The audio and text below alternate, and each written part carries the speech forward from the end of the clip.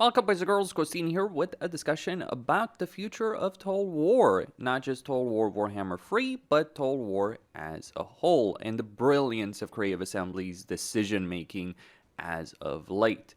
This video is brought to you by the broadcast service of the Council of 13. If you have any inquiries, make sure you check down below for any remedial training in your local council chamber, if you're interested in that specific discussion.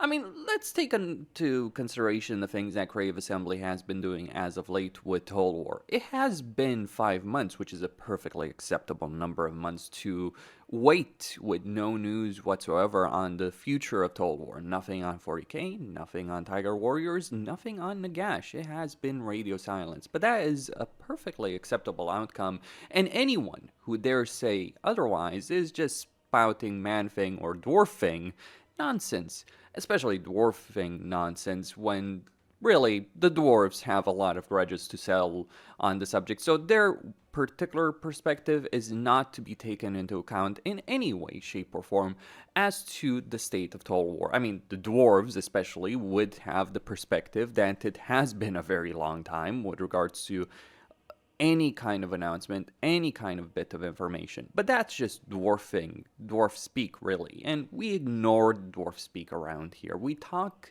in Skaven.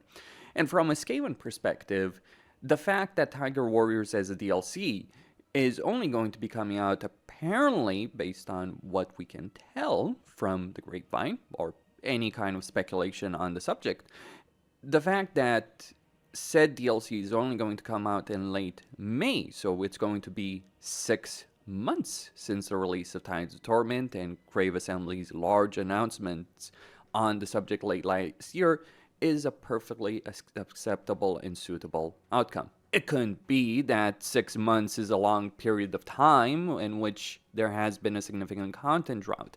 But the issue from a man-thing perspective might actually be bigger than anything related to Creative Assembly. Certainly the gaming industry has enjoyed an absolute brilliant period of time with regards to releases. It has been one delay after another. Every single game that you can think of being delayed. You can think of Dawn of War 4 being delayed, or whenever it's going to come out. You can think of many other titles that should have been coming out by this point. But that is the gaming industry as we know and love it.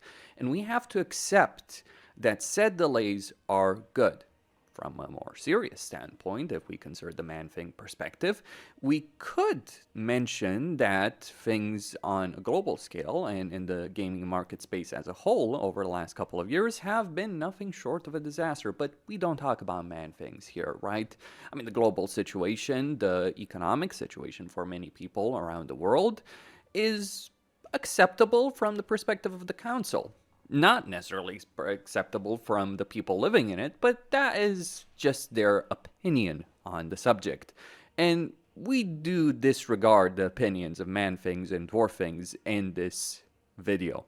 Really, we are just thinking about it from the perspective of the brilliant indie companies that are here to deliver the products that we know and love on the exact right time that we should get them. And who are we to judge Creative Assembly or anyone in the gaming industry as a whole? I mean, certainly it hasn't been easy for them either, right? The pandemic, the inflation, the global tensions, all of those have contributed to a current marketplace that unstable would be a very small word. To be certain, they are not at fault in any way, shape, or form for the current trends in the gaming industry as we know it. And absolutely, if we consider Sega's situation and Creative Assembly's situation and decisions they have been, as stated, just simply brilliant. Based on what one can tell, Creative Assembly, after the situation, let's call it that, with Hyenas, Pharaohs, and Shadows of Change, decided to embark in a new direction. Initially, that direction was rewarded with the release of Thrones of the King, much appreciated by the player base, by the man-things and dwarf-things out there, but not necessarily so appreciated by them due to the constant delays of Omens of Destruction and the Tides of Torment DLC, which some would besmirch their good name and call them some of the worst DLCs that have ever come out, at least when we're talking about Tides of Torment. Omens of Destruction is, even in their perspective, up for grabs, but the Council disagrees with that specific assessment completely. As far as the Council of 13 is aware, and the Skaven Empire is aware, nothing bad came out of the constant delays with Omens of Destruction and Tides of Torment. And certainly, there was no problem whatsoever in moving the direction of CA Sophia from working on Total War Pharaoh dynasties, which they had released to great fanfare, to working on a game with all of the wondrous things that is called Warhammer 3. Absolutely, one can argue the perspective that Warhammer 3's technical debt was, let's just say, an obstacle towards the quality releases that we would have enjoyed. But that is no reason whatsoever to go after CA Sophia. Clearly, the hand they were dealt with was not necessarily the most ideal one in the world. Having to take up all that legacy code, all that old code on an engine or a variant of the engine that they were not familiar with, and pick up the slack from other people was not the easiest of tasks. Truthfully, what I have noted is the fact that apparently, CA Sophia has been improving things in the actual engine, trying to untangle that code, trying to build a solid structure for the things that they were given to deal with. Certainly, the release schedule could have been better. No one will disagree on that subject. No one, not even Sega or Creative Assembly. They probably anticipated that there would be some issues, absolutely, but everything is going according to plan. And who are we to disagree with the plans of our glorious overlords? If you have any complaints, you can leave them in the council chambers down below.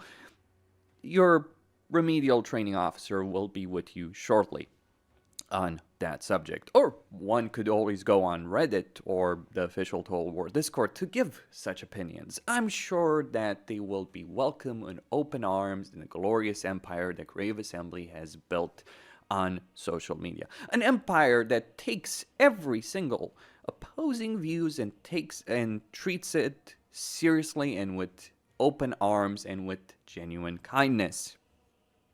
Man-Things and Dwarf-Things would beg to differ on that subject, but their opinion is not really the most relevant one in the world at the moment.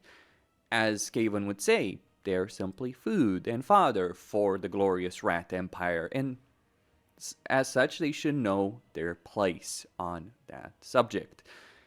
Absolutely, as a content creator like myself, it has not necessarily been the easiest of times dealing with all of these things, but we just wait. We anticipate new releases. We expect Creative Assembly to change the direction that they've been going on and give us all the releases that we are eagerly looking for.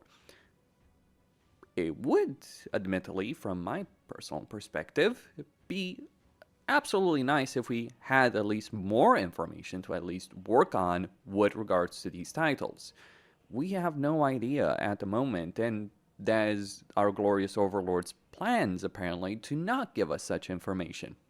In all seriousness, Creative Assembly strategy, if one could call it that, and certainly it's as much of a strategy as the Skaven could conceive at this point, but their strategy, as it were, it seems to be a shift of focus from Warhammer 3 into new titles. It should be pointed out for the archival record that whenever they have done so, things did not necessarily lend themselves towards the greatest success that they could have possibly achieved. One remembers that when Warhammer 1 came out, Creative Assembly was disappointed, rightly so, from the perspective that they had released a good game with a lot of significant changes, but what they perhaps should have accounted for is that how one treats a fan base previously, specifically the handling of Rome 2 and Attila, does impact future releases. There is no reset button. Doesn't exist. The Skaven would like it to exist, but it isn't there. They would love it, but it simply doesn't exist. There is no big red button out there screaming reset, reset, reset. And Japanese companies in particular are well cognizant of that. Building a reputation takes time, takes years, takes effort, and building things better in a good way is something that Japanese companies in particular are interested in doing. Perhaps they have not passed on this lesson to the people in Horsham, and maybe even to the people in CA Sofia. But we are not here to judge Sega's decision making on the subject. It is, however, just something worth noting that things could have been handled in a better, gentler, and superior path. My perspective, at least from the content creator perspective, is the character packs every 2 months would have been an ideal staging ground, really. Units, a couple of units, some lords, maybe map expansions would have served the game very well. With major DLC releases coming no later than 6, maybe 7 months if we're being extremely generous on that time. That would create absolutely a presence in the player base that is currently lacking from this observer's perspective. But that would just be my perspective. I'm sure there are many others out there, and I eagerly await for such perspectives in the comment section. Costin here signing out, and I'll see you boys and girls on the next one. Stay tuned. And keep in mind, the Ministry of Truth of the Council of 13 does not take kindly to dissenting views. So remember that. If you wish to express them, you are free to do so.